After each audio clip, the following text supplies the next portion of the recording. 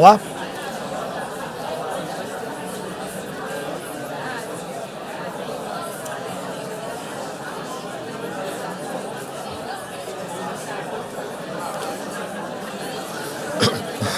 Como é nosso visitante?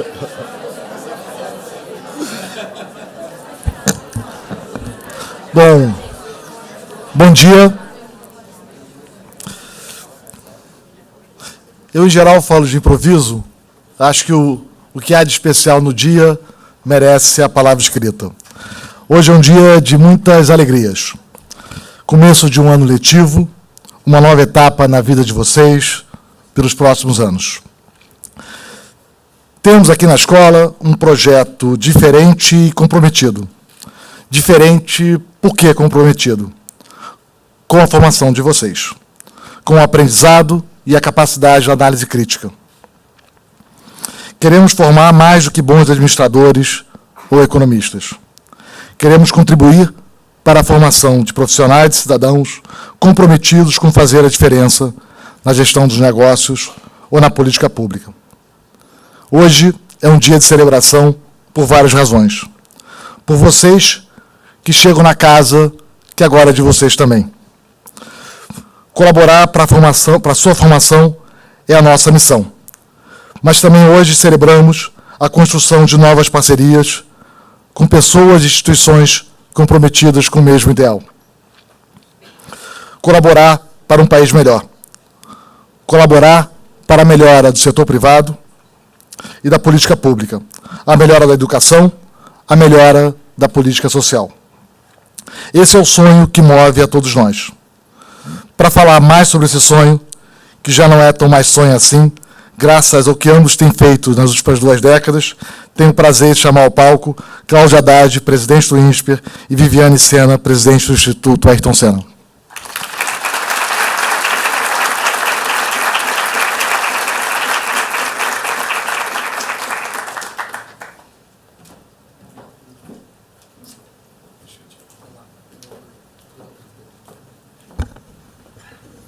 Boas-vindas a todos aqui na casa, aos que chegam, aos que continuam, sejam muito bem-vindos.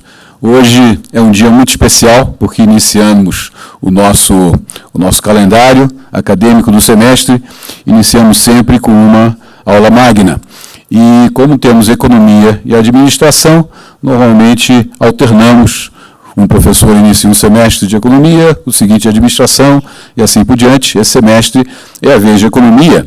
E por ser a vez de economia, temos uma satisfação, diria, muito ampliada, porque não somente temos hoje aqui, quer dizer, para proferir a palestra, o professor Ricardo Paz de Barros, a quem o Marcos falará ainda algumas palavras, então eu vou deixar para ele fazer a apresentação formal, mas o Ricardo é um dos economistas mais brilhantes e reconhecidos no país por suas contribuições em política pública em várias áreas, educação e assim por diante. Então, eu vou deixar o Marcos falar melhor, mas para nós é uma honra, é uma satisfação enorme tê-lo aqui proferindo a nossa aula magna e uma satisfação ainda muito maior ao saber que ele estará se unindo a nós como professor do INSPER e pesquisador.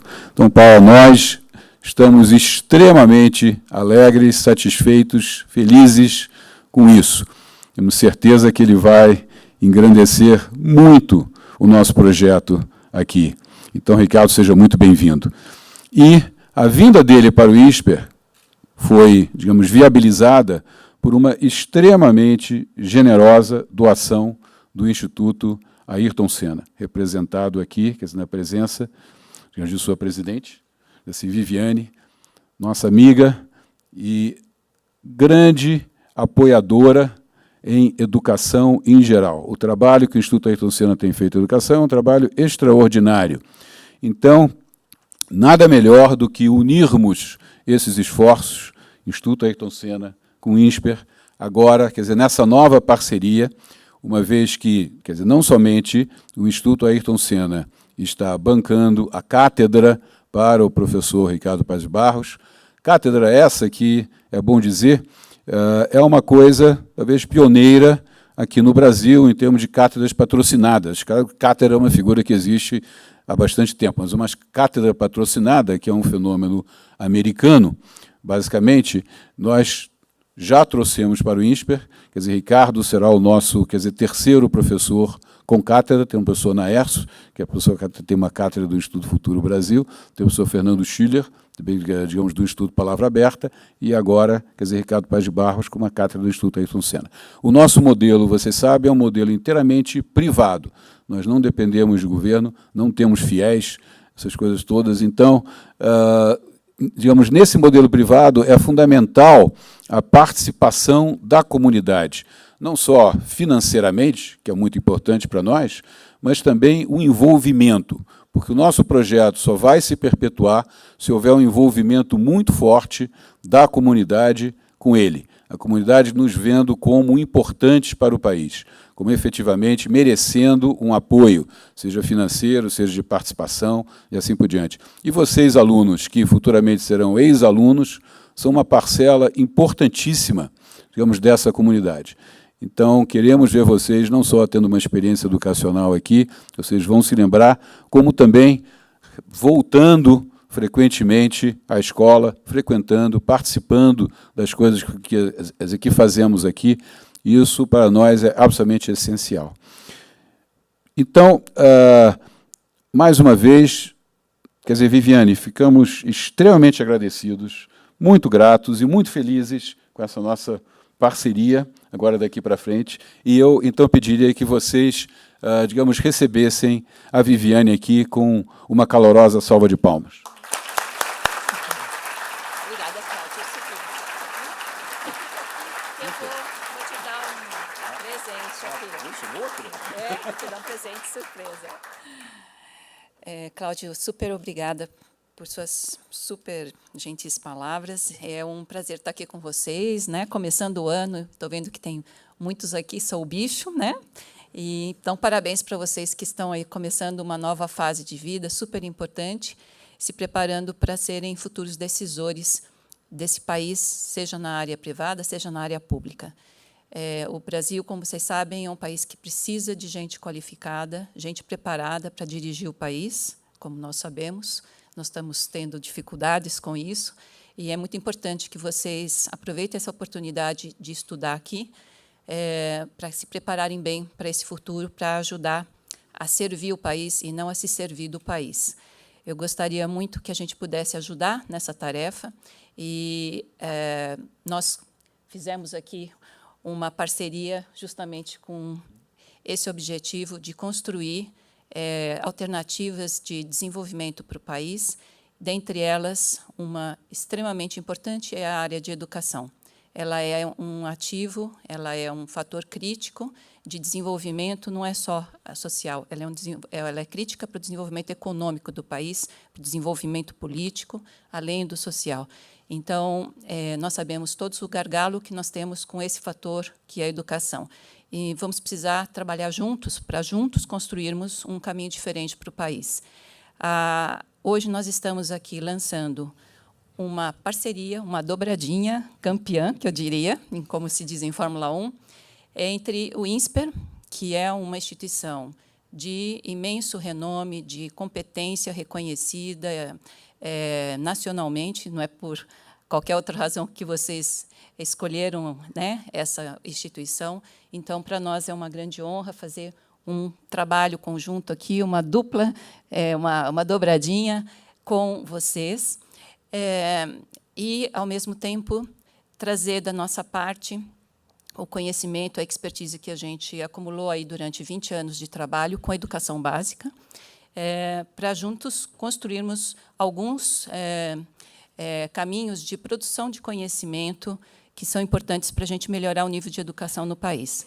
Então, nós temos aqui hoje o lançamento de uma cátedra, Instituto Ayrton Senna, com um núcleo, né, dentro dessa cátedra, que é de ciências, ou ciência para a educação, pela educação, que será coordenado aqui pelo professor Ricardo Paz de Barros, um craque, que vai fazer parte agora, né, a partir desse ano, desse time que quer ajudar o país. Ele já vem fazendo isso aí, uma folha corrida de décadas de contribuições para o país em diversas áreas, na área de equidade, na área de educação, enfim, difícil nomear uma área onde o Ricardo não tenha trabalhado e contribuído. Formou uma escola importante aí, deixou uma escola de economistas formados, pesquisas importantíssimas, acho que o Marcos vai falar mais adiante, então não vou aqui ficar dizendo mais, mas o Ricardo realmente é um craque,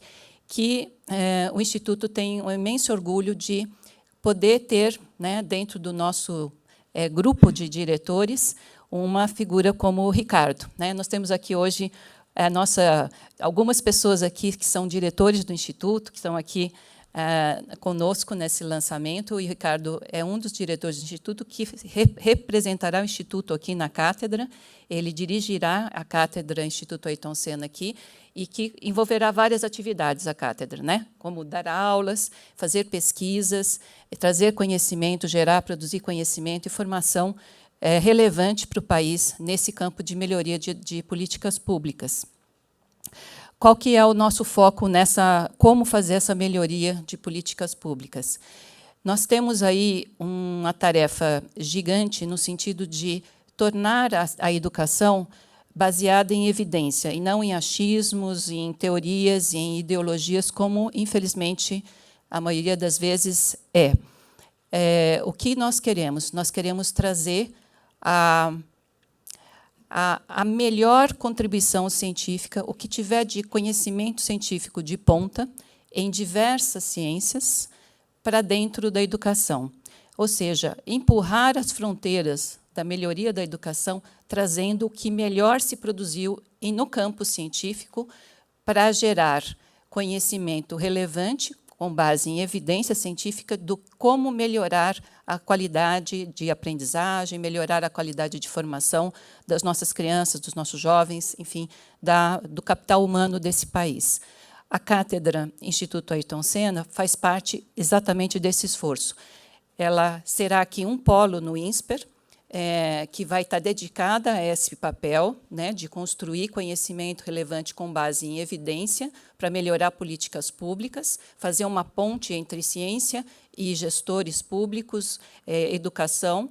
E esse núcleo aqui, constituído no INSPER como uma cátedra, ele faz parte de um centro, que é um centro que abraça essa cátedra, mas tem outros polos que têm essa missão de trazer o que há de melhor de conhecimento científico no mundo para o campo de educação. Nós teremos um polo em Ghent, na Bélgica, de maneira que é uma rede, na verdade, de polos, sendo que aqui o INSPER, liderado aqui pelo Ricardo, vai ser um dos polos estratégicos para fazer essa ponte entre ciência e educação, de maneira a traduzir esses conhecimentos e a produzir novos conhecimentos de uma maneira útil, acessível aos gestores públicos, para sedimentar as suas decisões com base nessas evidências e assim a gente poder melhorar a qualidade do que é oferecido.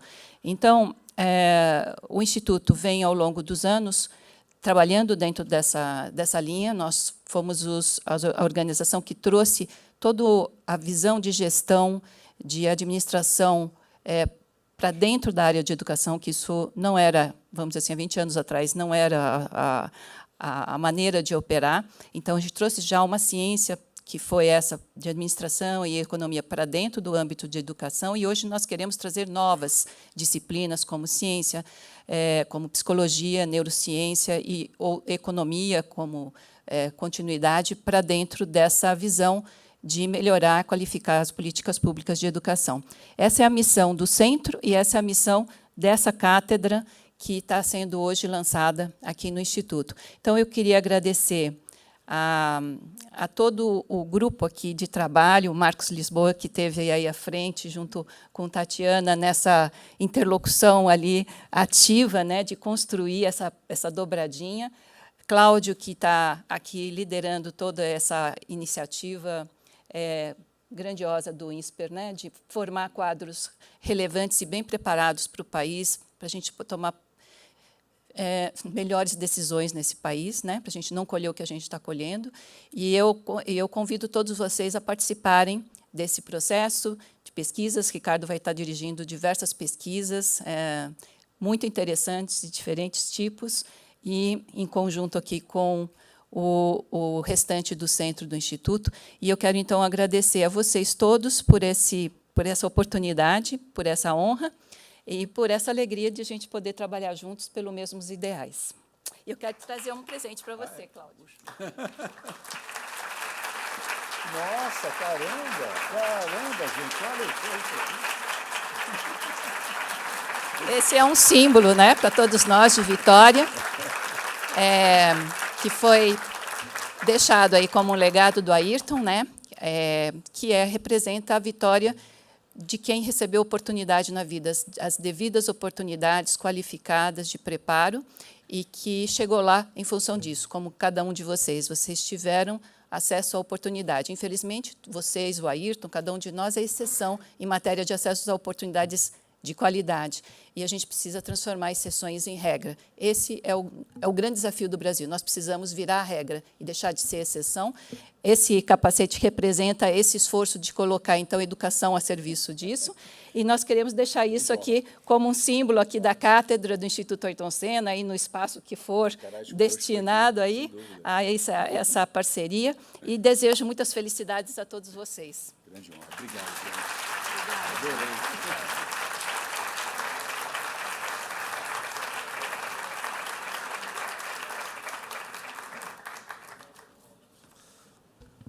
Bom dia de celebração, e o tempo urge.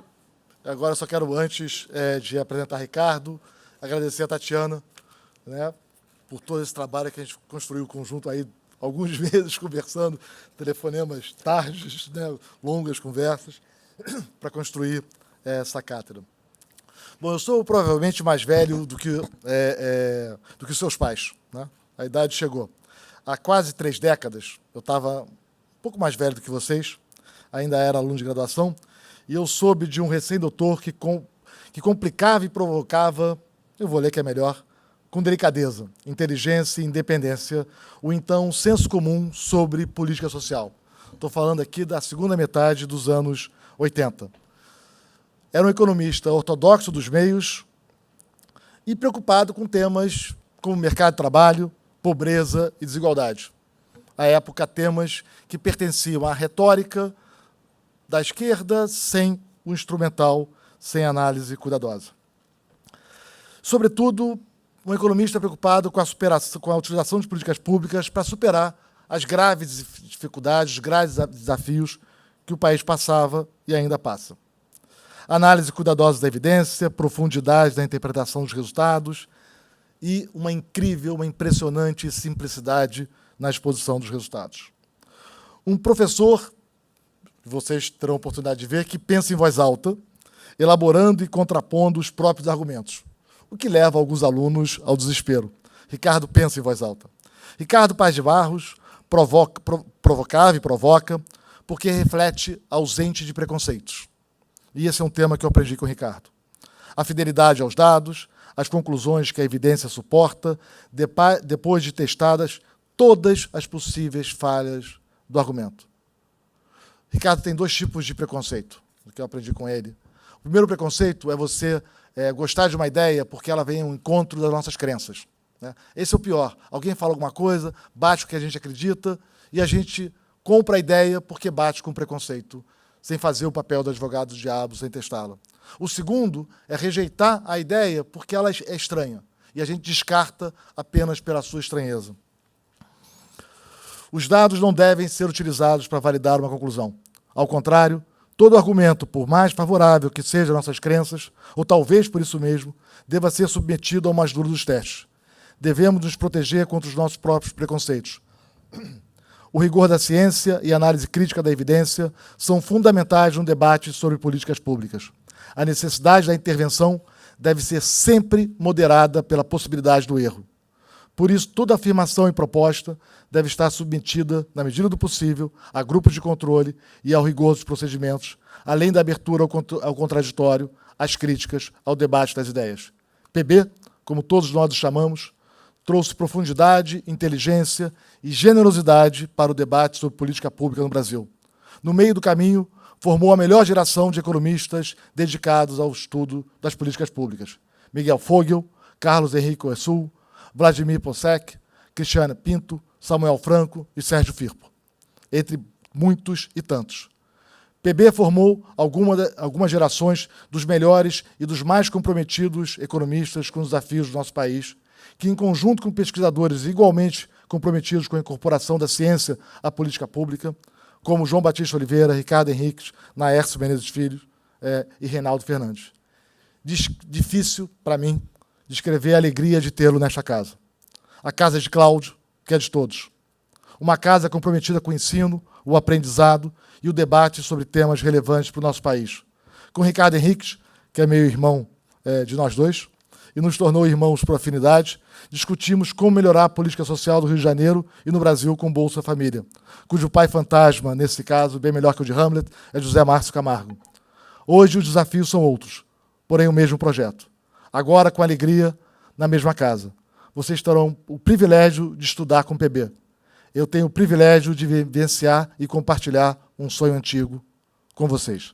PB.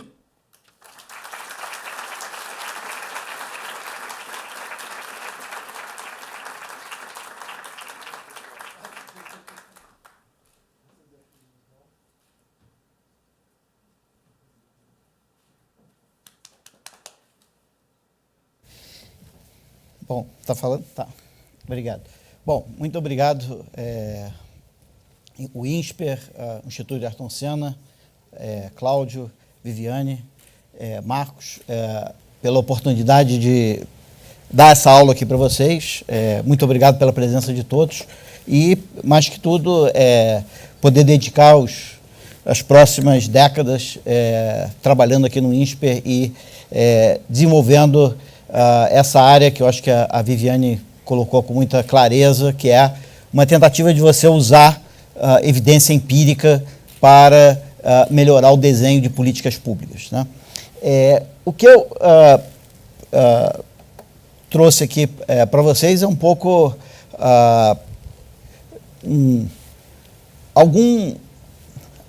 algumas ideias de pesquisas que eu e várias outras pessoas fizemos ao longo das últimas décadas, mas tentar apresentar para vocês algumas coisas um pouco provocativas, tá certo? O título é incompreensível e a ideia é que permita que vocês, ao longo da apresentação, consigam captar qual é a ideia central dessa história aqui. Bom, eu vou começar falando um pouco das maravilhas sociais da era Lula, e aí é muito importante a gente perceber que as maravilhas sociais na era Lula e não necessariamente da administração Lula, e essa é o grande quebra-cabeça de todos, é a gente saber se isso que eu vou mostrar para vocês, que são verdadeiras maravilhas, obras de arte do ponto de vista social, na verdade se devem ou não à administração Lula. Isso é uma das coisas que a gente vai ter que discutir. Bom, mas vamos primeiro ver as 7 maravilhas aqui. Isso aqui era o mapa do Brasil em termos do índice de desenvolvimento humano, né? A gente sabe que um índice de desenvolvimento humano abaixo de meio, que é essa área vermelha, é um índice de desenvolvimento humano muito baixo.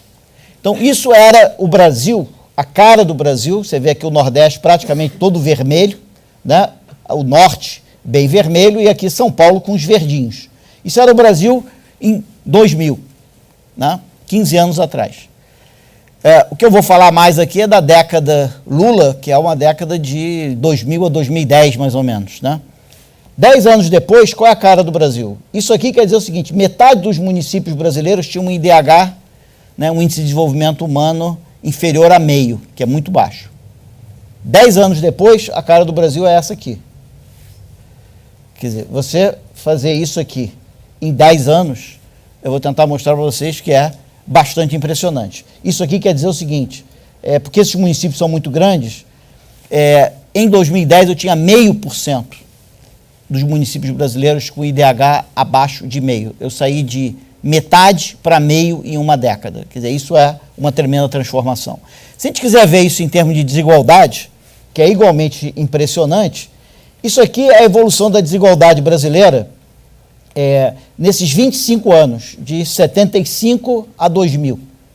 Era basicamente uma desigualdade estagnada. A gente estava basicamente em 2000 quase que desistindo de reduzir desigualdade no Brasil. Falou, a desigualdade no Brasil tem alguma raiz extremamente estrutural e ela não vai baixar. Então, na verdade, a ideia seria, vamos crescer, que aí vai todo mundo junto e a gente reduz a pobreza basicamente com crescimento e vai ser muito difícil reduzir essa desigualdade. Bom, o que aconteceu nos 10 anos seguintes? Isso aqui. Isso aqui, na verdade, não é um ponto ligado ao outro. Isso aqui é um ponto, isso aqui é outro ponto, isso aqui é outro ponto, esse outro. Isso aconteceu durante 10 anos. E, a partir daqui, entra a era Dilma. E o que acontece? A derivada muda. Então, você realmente tem algo muito especial aqui. Se você quiser botar os governos, você vai ver exatamente a era Lula, é essa era aqui, onde você tem uma queda de desigualdade ano após ano, de uma maneira muito impressionante. E a questão que não cala e que a gente vai ter que discutir, a gente vem discutindo, podemos saber se temos conseguido chegar a algum lugar ou não, é se isso aqui ocorreu no período Lula. Agora, se isso foi devido à administração Lula ou devido a outros fatores que coincidiram com a administração Lula. Isso é o que a evidência vai ter que mostrar para a gente.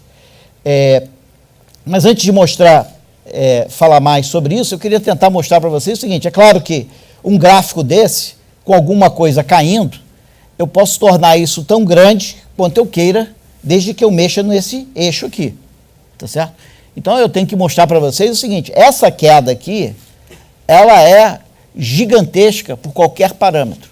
E, na verdade, você pode desafiar que dificilmente um país do mundo, ou qualquer sociedade no mundo, em qualquer tempo, no passado ou no futuro, foi ou será capaz de produzir isso. Tá certo? Isso aqui é realmente gigantesco. Como é que eu mostro para você que isso aqui é realmente gigantesco? Posso mostrar da seguinte maneira. Isso aqui é os 10% mais pobres, os 10% mais pobres seguintes até os 10% mais ricos, ok?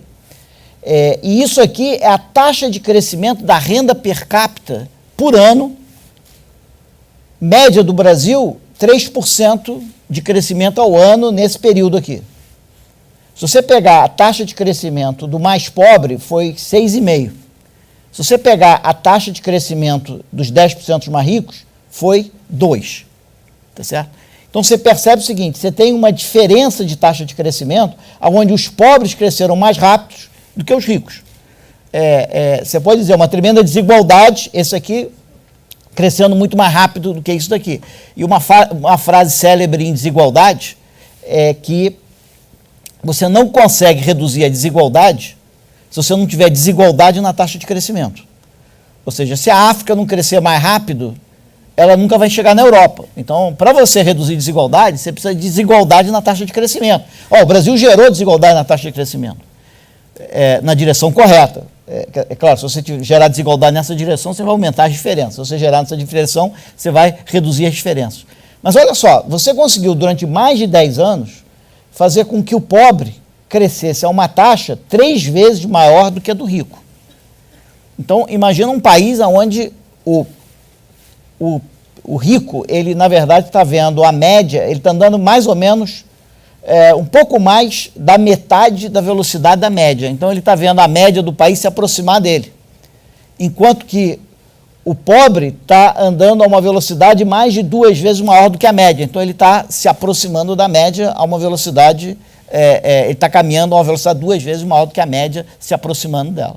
Mas mais do que isso, esse cara daqui está andando 3 vezes a velocidade desse cara aqui. Agora, mantém um país democrático, aberto, com o pobre crescendo a uma velocidade 3 vezes mais rápida que a do rico. Tá certo? Não é trivial. Tá certo? Não é trivial você manter durante 10 anos um país onde o pobre cresce 3 vezes mais rápido que o rico. E só para ter uma ideia de como que isso é difícil, a gente fez um outro gráfico aqui, que é o seguinte. Isso aqui é todos os países do mundo ordenados. Isso aqui é como uma parada militar, onde os países do mundo foram ordenados, tá certo? A gente simplesmente padronizou aqui 100, mas tem mais de 100 países, só para a gente saber que aqui é o país do meio, tá certo? E a altura disso é a taxa de crescimento desses países meio que nesse período aqui, nessa década, tá? Então você percebe o seguinte, a China, que é um dos países que mais cresce no mundo, cresceu nesse período a 10% ao ano. Enquanto que, se você pegar o Haiti vai estar por aqui com uma taxa de crescimento negativo, tá? Se você pegar os 20 milhões de brasileiros, que são os 10% mais pobres, pegar esses 20 milhões, considerar isso como uma sociedade, e ver qual a taxa de crescimento deles, eles estariam aqui. Ou seja, eles estariam entre os 5% dos países do mundo que mais cresceram. E se você pegar os 20 milhões mais ricos do Brasil, que são esses aqui, ele vai estar aqui. Ou seja, o que o Brasil fez foi abrir essa distância entre essas duas bolinhas. É exatamente abrindo essa distância entre essas duas bolinhas que você gera queda na desigualdade, não tem outro jeito.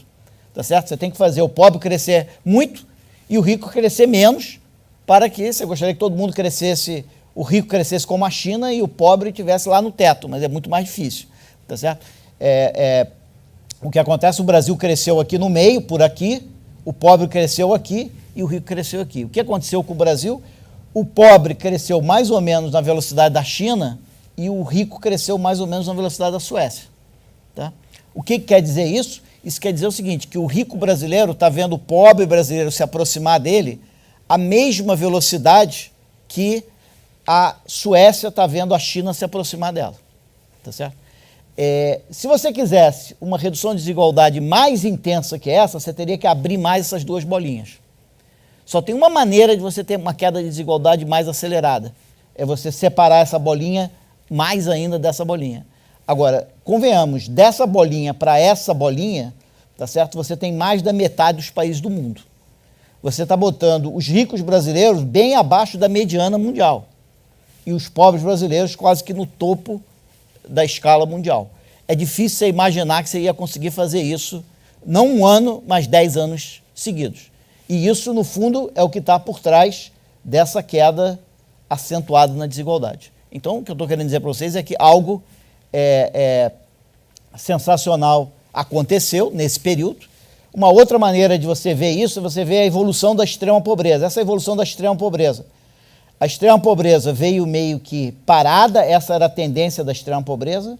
A extrema pobreza fez essa queda fantástica e depois ela desacelera recentemente. Tá? Essa linha aqui era aonde o Brasil deveria estar se ele estivesse tentando cumprir a meta do desenvolvimento do milênio, que é reduzir a pobreza à metade em 25 anos. Você percebe que, quando chega em 2002, nós estávamos com um déficit de 2 pontos percentuais. Nós estávamos reduzindo menos do que deveríamos reduzir. De repente, a gente parte para essa velocidade. Essa velocidade, ela coloca um superávit de 6 pontos percentuais no final de 10 anos. Ou seja, na verdade, a gente tinha que reduzir essa quantidade de pobreza, a gente reduziu mais do que o dobro do que a gente deveria reduzir, considerando a meta de desenvolvimento do milênio. O que eu estou querendo dizer para vocês é o seguinte, isso é um progresso social para ninguém colocar defeito, e daí a ideia de falar disso como as maravilhas da era Lula. O que isso causa na distribuição de renda brasileira? Isso causou o seguinte, essa área verde, forte, é a classe média brasileira. Essa área abaixo é a classe baixa, essa área aqui é a classe alta. O que aconteceu com o Brasil? Como os pobres cresceram a renda muito rápido, os pobres deixaram de ser metade da população, a classe baixa deixou de ser metade da população para ser menos de 30% da população brasileira, ou seja, 20% migraram da classe baixa para a classe média. E, como lá no topo a renda cresceu pouco, só 7% saiu daqui para cá. O que aconteceu? Você ampliou a tua classe média. Por quê? Porque você passou muita gente da baixa para a média e muito pouca gente da média para a alta. A tua classe média passou a ser 51% da população brasileira. Quer dizer, isso se você for escrever um livro-texto sobre o que você espera de evolução social num país, você ia descrever isso. Tá certo? Quer dizer, o Brasil teve, na última década, assim, todas as maravilhas sociais que você puder imaginar aconteceram. A grande questão é se essas maravilhas podem ser atribuídas à administração Lula ou se devem a outros fatores. Tá certo? Essa é a grande questão. Para responder isso, nós,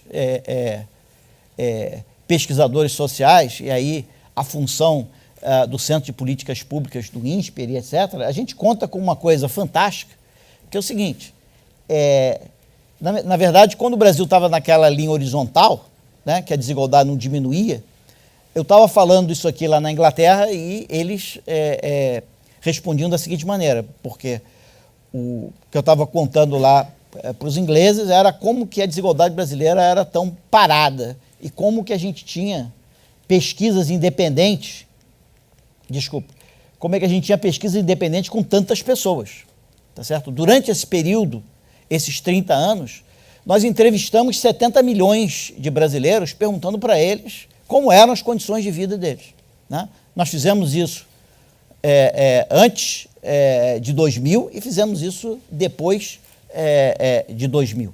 Né? O que tem um economista que tem um humor bastante britânico, que é o Angus Deaton, que eu mostrava isso para eles, ele falava para mim o seguinte, gozar do seu país, que se dá o trabalho de coletar tanto dado sobre alguma coisa que não muda e que ele não tem a menor pretensão de mudar. Tá certo? Por que vocês coletam tanto dado sobre desigualdade se, na verdade, a desigualdade permanece alta e imutável? Não, na verdade, agora mudou. Tá certo?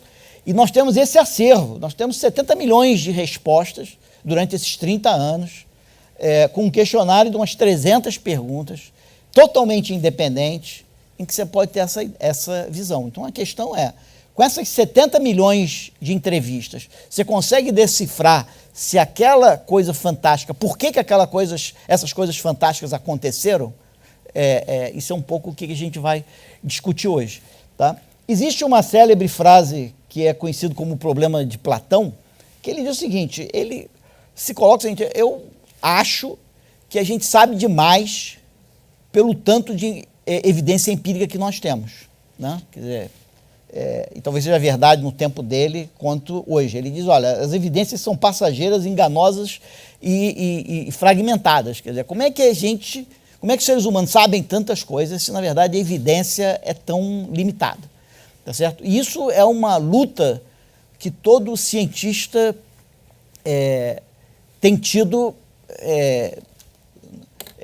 desde sempre. Né? Quer dizer, eu tive a sorte de passar 7 anos dando aula em Yale e eu usava a mesma sala que um dia foi usada pelo um grande economista latino-americano, cubano, que era o Dias Alejandro, e ele tinha deixado uma inscrição na sala dele que ele dizia o seguinte, tem uns dias, ele era um historiador econômico, ele dizia, tem uns dias que eu acho que eu tenho que sentar aqui com a evidência que eu tenho e descobrir alguma coisa.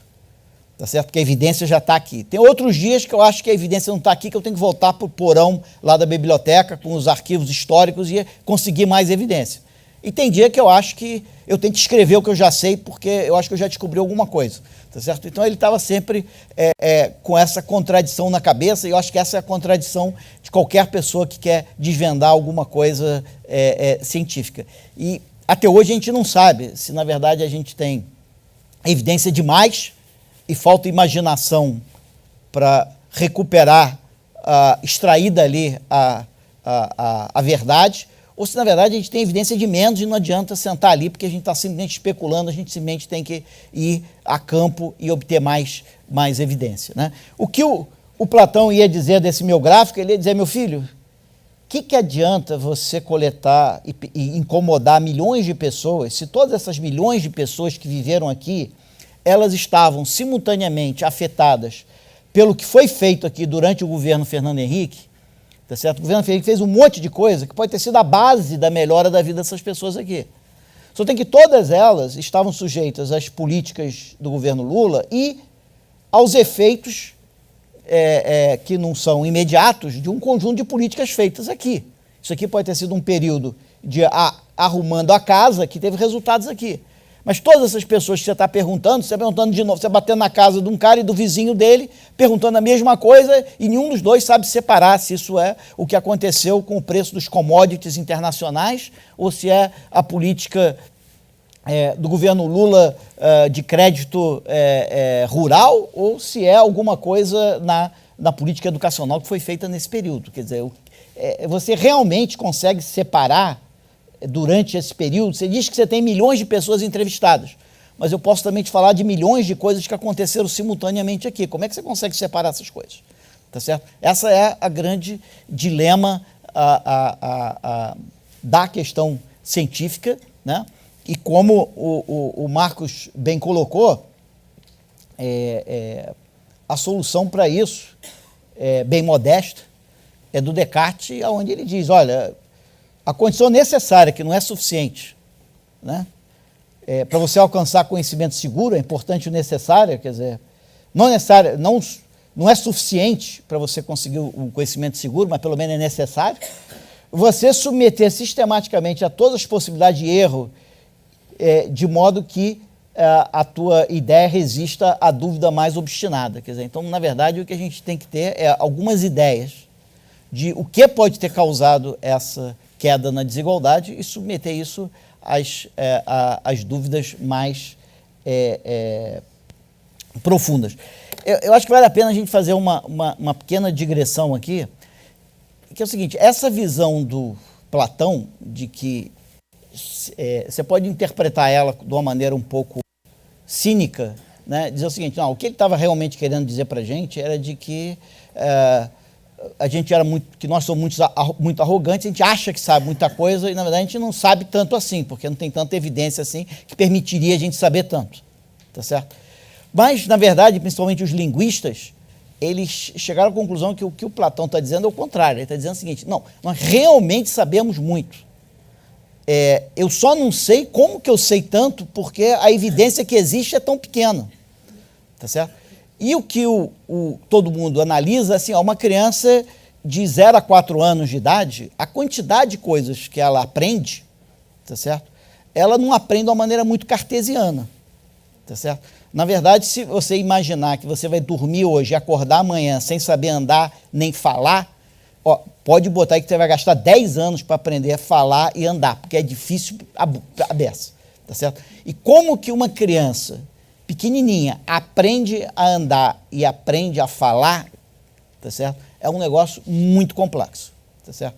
Então, a visão de todo mundo, né, é de que existe alguma coisa no cérebro humano que faz com que a gente consiga achar atalhos no meio dessa imensidão de dados e sair com uma ideia que aí depois essa é a ideia que você pode testar e usar toda essa evidência para testar essa hipótese. Mas tem algo no cérebro humano que realmente permite a gente desvendar coisas que não na verdade, que não vem completamente da evidência empírica, tá certo? Ela, na verdade, vem de algum insight que você possa ter. Quer dizer, a gente provavelmente, né, quer dizer, tipicamente, alguém numa universidade, vocês, quer dizer, não vou...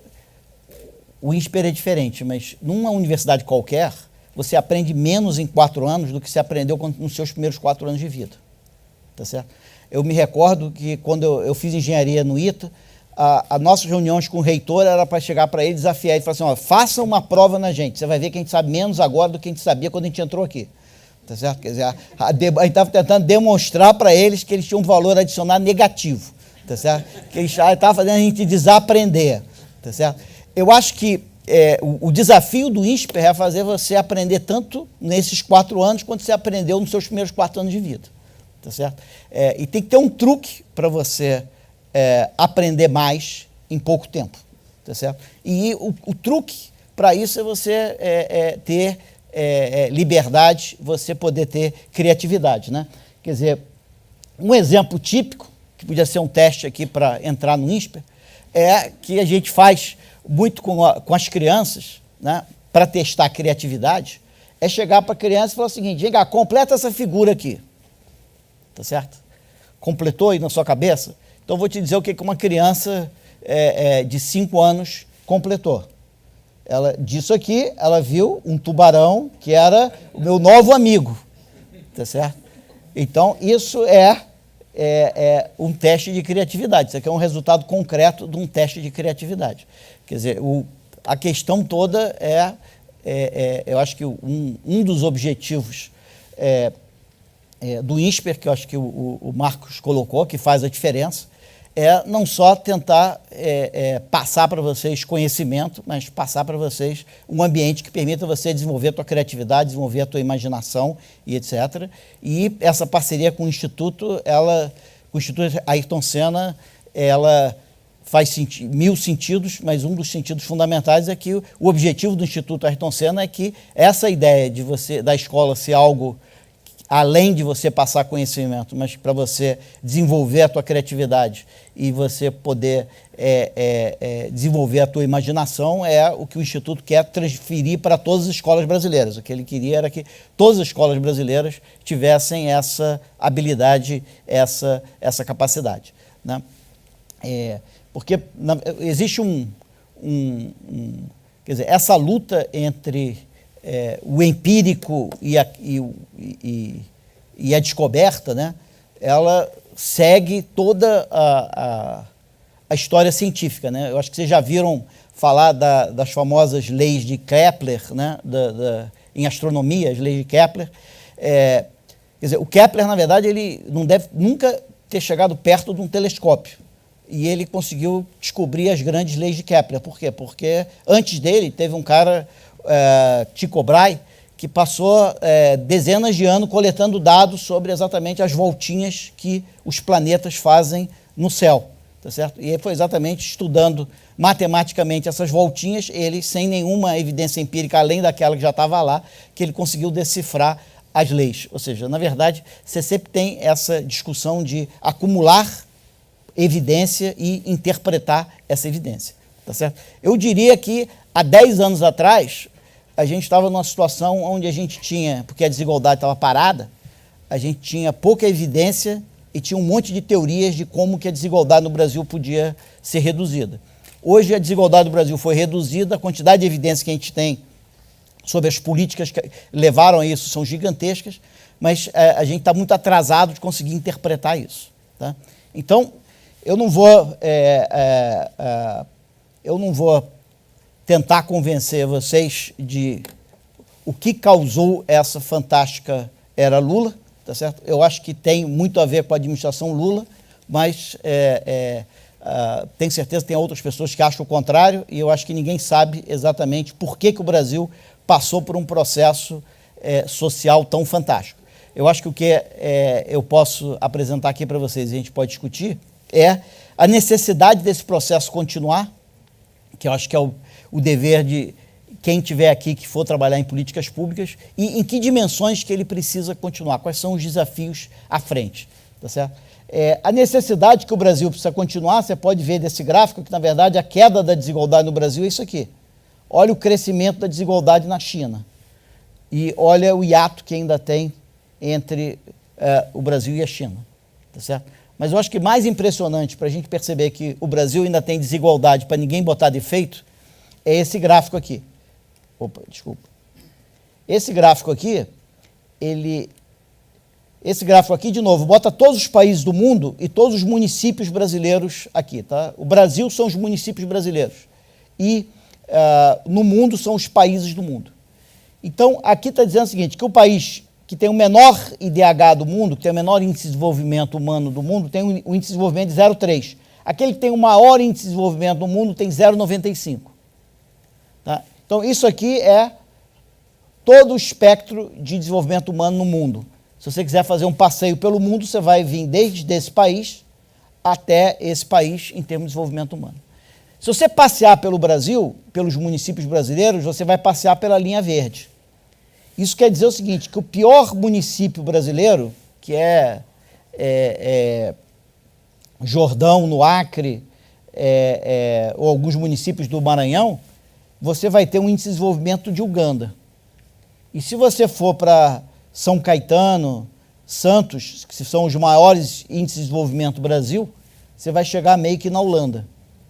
Ou seja, você passeando pelo Brasil, quer dizer, se você decidir ser um cientista social e você estiver preocupado com diferenças em desenvolvimento humano, passeando pelo Brasil, você passeia por 85% do espectro mundial de desenvolvimento humano, o que te mostra, na verdade, a enorme desigualdade que ainda existe no Brasil. Tá? Então, eu queria terminar aqui com vocês, tentando mostrar para vocês 5 desafios, tá certo? Quer dizer, eu acho que a gente não sabe, eu acho que é bastante discutível qual foi a contribuição da administração Lula para aquelas maravilhosas coisas que aconteceram durante a era Lula, tá certo? Eu acho que teve muito a ver com a administração Lula, mas você pode dizer que teve muito a ver com a administração dos estados, teve muito a ver com o cenário internacional, teve muito a ver com as mudanças que foram feitas nos governos anteriores, é ainda bastante discutível. Então, se a administração Lula causou tudo aquilo, ainda é bem discutível.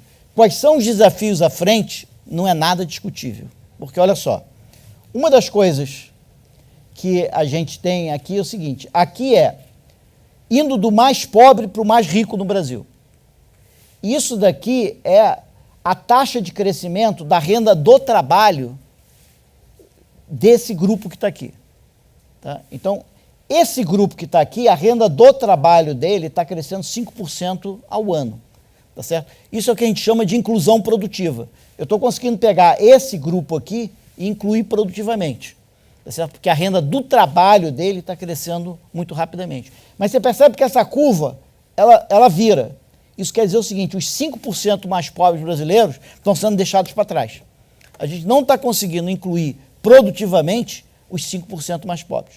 Né? E nos últimos 4 anos, o Brasil criou esse programa Brasil Sem Miséria, que era uma tentativa de recuperar esses 5%. E posso contar para vocês que, olhando para os últimos dados, a gente não conseguiu incorporar esse grupo. Ou seja, primeiro problema que a gente tem pela frente, a gente conseguiu a grande figura que a gente pode ter de imagem para o Brasil, é que o Brasil, na verdade, ele era um trenzinho pequenininho, que só 10% da população brasileira passeava nesse trenzinho, né? O que a gente fez nos últimos 10 anos foi, na verdade, pegar todos os outros vagões que estavam desencarrilhados, que eram os pobres e mais um pouco da classe média baixa, e conectar por esse mesmo trenzinho, tá certo? A gente conectou todo mundo nesse trenzinho. E toda vez, como toda vez que você abre a economia, você tem um ganho econômico, né? Você tem um ganho social, quando você concatenou esses trenzinhos, você deu um enorme ganho para essa população de entrar no mainstream da economia brasileira. Quer dizer, o grau de formalização da economia brasileira aumentou dramaticamente. Você, na verdade, trouxe pro mainstream da economia brasileira grupos sociais enormes que estavam desconectados. Tá certo? Exceto um vagãozinho que ficou lá jogado no chão e que a gente está com dificuldade de conectar ele. Então, esses 10 milhões de brasileiros aqui, a renda do trabalho dele não está conectada, eles não estão conseguindo trabalhar, eles não estão conseguindo aumentar a renda dele, eles estão vivendo basicamente de Bolsa Família, tá certo? Então, você tem ainda um grupinho aqui que você tem que ir lá buscar e conectar a economia brasileira, ou seja, essa tentativa de conectar a economia brasileira não terminou. Esse projeto ainda tem esse grupinho e a gente não está sendo tão bem sucedido em fazer isso. Mas o mais importante dessa ideia de concatenar é que quando você abre a economia, você tem um ganho. Mas se a economia mundial não estiver crescendo, esse ganho ocorre uma vez e acaba, porque a economia mundial não está crescendo. Quer dizer, qual é a vantagem de você se conectar a um trem que não está andando? Não adianta. Tá certo? Então, o que a gente diz hoje é o seguinte, que a melhor política social para o Brasil é o crescimento. Porque o crescimento vai fazer o trem andar. Agora que está todo mundo concatenado nesse trem, vai todo mundo andar junto. Tá certo? Eles não vão estar... Não adiantava nada você acelerar uma economia que os vagões estão desconectados. Você vai embora sozinho, os vagões vão ficar para trás. Tá certo? Mas depois que você conectou, você teve um ganho inicial, mas para esse ganho ter dinâmica é necessário que essa economia vá para frente. Mas esses 10 milhões aqui, a gente ainda tem que concatená-los e trazer para o mainstream da nossa economia. A outra coisa muito importante é aproveitar o dividendo demográfico. O que é isso? Isso aqui quer dizer o seguinte, isso aqui é a curva de quanto que você ganha ao longo da sua vida. E essa outra linha aqui é quanto que você gasta ao longo da sua vida. E o que acontece é o seguinte, quando chega aqui aos 20 anos, você começa a ganhar mais do que você gasta. E quando chega aqui aos 65 anos, você começa a gastar mais do que você ganha. Tá certo? Ou seja, esse povo aqui é o povo que tem um superávit que é particularmente bom para a economia. Ele ganha mais do que ele gasta, logo ele poupa. Tá certo? Esse pessoal aqui está despoupando e esse pessoal aqui está consumindo a poupança desses adultos aqui. Tá certo? A questão é a seguinte, dependendo da estrutura demográfica da população, você vai ter mais gente aqui, quanto mais gente você tiver aqui, melhor para você. Tá certo? Se você tiver muita gente aqui, você vai ter uma economia com alto grau de dependência. O que aconteceu com o Brasil? Olha só, vamos chamar de 15 a 59 anos as pessoas que estão com superávit. E quem tem menos de 15, quem tem mais de 60 anos, aqueles que têm déficit. O Brasil, até 70, essas duas linhas iam juntas. Eu teria basicamente um dependente para cada pessoa, digamos, com excedente. Tá? O que aconteceu depois? O que o Brasil tem hoje? 65 milhões de brasileiros de superávit. É a população de muitos países do mundo. Na verdade, deve ser a população de mais de 90% dos países do mundo.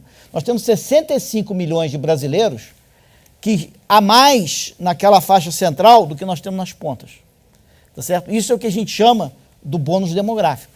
A questão com isso é que tem que aproveitar esse bônus demográfico. Se essas pessoas... Porque isso aqui vai desaparecer, né? Você percebe que aqui ele sobe e essas duas coisas vão se encontrar de novo. Logo, isso aqui é temporário. Se a gente não aproveitar isso, a gente não vai conseguir se beneficiar disso, você não vai conseguir acelerar o crescimento. Tá? Uma consequência disso é que hoje nós temos 50 milhões de jovens. Tá? Nós vamos ter 50 milhões de jovens durante 20 anos e depois isso vai começar a cair. Ou seja, nós temos a maior juventude que o Brasil jamais teve e que o Brasil jamais terá, que vocês são parte dela. Tá certo? Se essa juventude, esse povo aqui brincou de construir o país, esse povo aqui vai ter que construir o país. E esse povo aqui vai ter que se beneficiar do país que esse povo aqui construiu. Ou ficar numa missão impossível, porque eles não vão conseguir construir o país, porque eles vão ter que cuidar de todo esse povo que vai ser idoso quando eles forem jovens. Tá certo? Então vai ter uma razão de dependência. Bom, o que você precisa para aproveitar isso? Você precisa dar a essas pessoas bons empregos. Bons empregos significa alta produtividade. A produtividade no Brasil, que é essa linha amarela, a produtividade do trabalhador brasileiro está estagnada. Você percebe que até 80, a produtividade do trabalhador brasileiro crescia junto com a Coreia. A Coreia foi embora, o Brasil ficou parado, a China veio aqui, está chegando no Brasil. Se você olhar isso, você vai perceber o seguinte, o Brasil, em 80, tinha a mesma produtividade da Coreia. Hoje, a Coreia, que é aqui, hoje a Coreia tem uma produtividade que é 3 vezes a produtividade brasileira. Ou seja, você está no pico e, em vez de você dar a esses 65 milhões de brasileiros extra um grande posto de trabalho, você está dando para ele um posto de trabalho de 30 anos atrás. Né? O que a Coreia fez? Ela teve exatamente isso, só tem que ela disparou a produtividade. A gente pode considerar que a Coreia é um bando de maluco, que só querem trabalhar, que não pensam em outra coisa, deixa eles irem embora, um dia eles vão descobrir o que é felicidade e infelicidade. Tudo bem, não tem problema. A Coreia a gente pode deixar rolar. A China, há Há 30 anos atrás, a China tinha uma produtividade que era 1/10 da produtividade brasileira. Agora, a produtividade da China está chegando no Brasil. E a China é quase metade da população do mundo. Aí a turma inteira passou você, e você continua achando que eles estão estudando demais, desnecessário, etc. Eu quero ver o Brasil ser competitivo e conseguir viver num mundo em que a produtividade dele é menor do que a produtividade da China. Então, a gente pode deixar a Coreia passar, mas eu não sei se a gente consegue se dar o luxo de deixar a China passar exatamente no momento em que você tem a melhor razão de dependência que o Brasil jamais terá. Só para você ter uma ideia, isso aqui é quanto que a produtividade no Brasil cresce. Isso aqui é quanto que cresce na África, ou seja, a produtividade brasileira cresce a metade da velocidade que cresce a produtividade do trabalho na África. Então, eu acho que nós temos um problema, tá certo? Porque nós vamos, em breve, ser ultrapassados pela produtividade na África, e aí a nossa competitividade vai ser mais difícil. Tá certo? Nós estamos crescendo, nos últimos 10 anos, a uma velocidade. O nosso progresso social foi fantástico. Juntamos os vagões todos no trilho, engatamos todos eles, mas só tem que a locomotiva não está andando. Tá? A outra questão é, nós queremos pegar esse povo e não só dar um bom posto de trabalho para ele, mas dar para ele uma boa educação. Esse gráfico aqui simplesmente mostra o seguinte: quem nasceu em 1980, que são os nossos jovens adultos, né, aqueles que têm 35 anos hoje, eles têm a mesma escolaridade que no Chile, quem nasceu em 1952, que é basicamente quem é o pai desse cara aqui, tá certo? Tinha em 1952, ou seja, nós estamos, os nossos novos adultos têm a mesma escolaridade que o pai dos novos adultos no Chile tem. Ou seja, nós estamos basicamente, do ponto de vista educacional, 28 anos atrás do Chile, o que é mais do que uma geração. Tá certo? Isso é o Chile, não é a Itália ou a França. Né?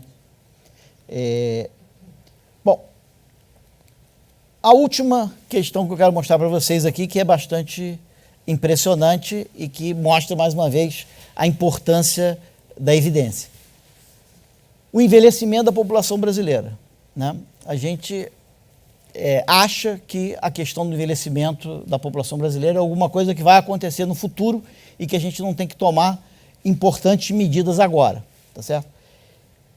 Atualmente, isso aqui é a porcentagem. Nós temos, por exemplo, 4% de pessoas com mais de 70 anos hoje. E temos, com mais de 60 anos hoje, sei lá, 10%, 12% da população brasileira. A gente diz, não, mas se eu só tenho 4% da população com mais de 70 anos, isso não deve ser um grande problema. Tá certo? O problema é o seguinte: olha o que vai acontecer com o Brasil nos próximos anos. Tá? Ou seja, de 4%, a gente vai passar para 20%.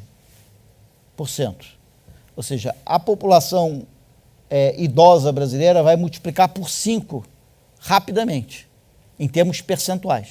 Tá? Qual o problema disso? O problema disso é o seguinte: se você pegar, a gente mede a velocidade de envelhecimento na seguinte maneira: com que velocidade você envelhece, você mede com que velocidade que a população de mais de 65 anos passa de 7% para 14%. Tá? Você mede quantos anos demorou para um país, a população de mais de 65 anos, passar de 7% para 14 anos. Na França, demorou 120 anos. Então, eles tiveram tempo de se ajustar ao envelhecimento. No Brasil, vai demorar 20 anos. Ou seja, o Brasil está envelhecendo 6 vezes mais rápido do que a França envelheceu. Isso quer dizer o seguinte: que a nossa política social tem que se ajustar 6 vezes mais rápido do que a política social francesa se ajustou. E nós estamos precisando nos ajustar, pelo seguinte: se você pegar quanto que o Brasil transfere para um idoso e comparar quanto que ele transfere para uma criança, tá certo? Por exemplo, no Japão é 2 vezes. Ou seja, no Japão eu transfiro para um idoso por mês 2 vezes mais do que eu transfiro para uma criança. né? Vamos dizer, na Espanha, 2,5. Né? No Uruguai, que é muito benevolente com os idosos, 4 vezes. No Brasil é 10. Ou seja, a gente transfere 10 vezes mais por mês, per capita, transferência governamental, para um idoso, do que a gente transfere para uma criança. Num país que tem pouco idoso e muita criança, funciona. Num país que tem muito idoso e pouca criança, não funciona. Tá certo? E se você não mudar essas regras rápido, tá certo? Não tem como depois você avisar para as pessoas mais tarde de que vai mudar a regra, vai ficar claramente uma quebra de contrato. Ou seja, se você quiser mudar, as regras de aposentadoria, as regras de transferências, você tem que mudar com 30 anos de antecedência, para que todo mundo saiba a regra do jogo. Quando ele entra no mercado de trabalho, ele já sabe qual é a regra do jogo. Não dá para você, quando o cara tem 50 anos, você dizer para ele que ele não vai mais se aposentar com tal idade, ele vai ter que trabalhar mais 10, 15 anos. Tá certo? Bom, o que eu acho que tudo isso tenta mostrar um pouco é o seguinte: na verdade, o Brasil, na última década, ele foi incrivelmente bem sucedido em resolver problemas sociais. Tá certo? Vários deles continuam por aí e estão batendo na nossa porta. E, além disso, o Brasil está passando por uma transição demográfica das mais rápidas no mundo. O Brasil, a China e alguns outros países são os países que têm a transição demográfica mais acelerada no mundo. Tá certo? O que significa você ter um país com uma política, com melhorias sociais muito rápidas e transformações demográficas muito rápidas? Isso só quer te dizer o seguinte: você tem que chamar o Ayrton Senna de volta, porque você precisa de mudanças na tua política social extremamente rápidas. Tá certo? Porque se você, é como na saúde, se você resolve uma doença, você tem que mudar o desenho da tua política de saúde para você combater a outra doença. Se você resolve um problema de doenças infecciosas, vão surgir as doenças cardiovasculares, câncer e etc. Ou seja, toda vez que você... Fácil é a política de combate ao analfabetismo brasileira, que é totalmente ineficaz. Então a gente está há 20, 30 anos com a mesma política de combate ao analfabetismo, e faz todo sentido continuar com ela, porque o analfabetismo continua gigantescamente elevado. Agora, quando você reduz a pobreza, a velocidade que você reduziu, e a pobreza começa a se concentrar num grupo muito específico, a tua política social tem que mudar. Ou seja, a questão é o seguinte: toda política social bem-sucedida, ela é suicida, ela se autodestrói, tá certo? Você faz uma política social muito bem-sucedida, você resolve o problema que você queria resolver. Logo, agora você tem que resolver um outro problema, e, portanto, você tem que mudar a sua política social. E num ambiente que você tem transformações demográficas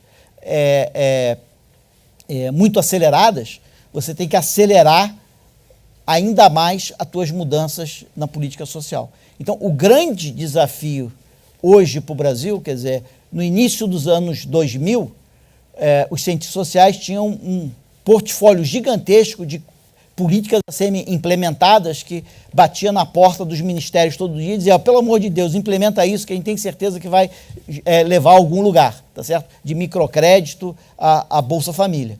Hoje em dia, o que acontece? Você precisa dessas mudanças na política social a uma velocidade, às vezes, muito mais rápida do que os cientistas ou a universidade consegue gerar. Ou seja, nós estamos num ambiente em que a gente precisa de mudanças sociais a uma velocidade muito acelerada, seja como consequência do nosso próprio sucesso passado, seja por causa das mudanças demográficas extremamente aceleradas. Muito obrigado.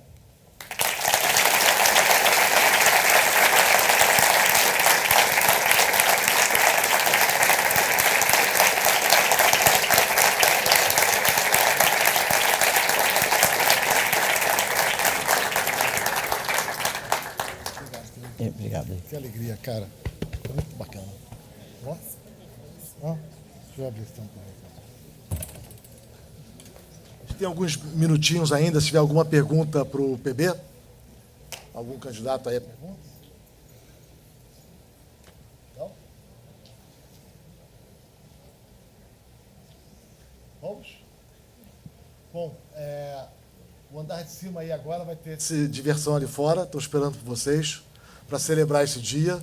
Talvez de uma maneira não tão divertida e instrutiva quanto agora. Divertido vai ser. Acho que não para vocês. Tá? Gente, muito obrigado. Mais uma vez agradecer a parceria do Instituto Ayrton Senna, esse ato generoso, essa parceria grande. Obrigado pelo dia de hoje. Vamos em frente. Abraço.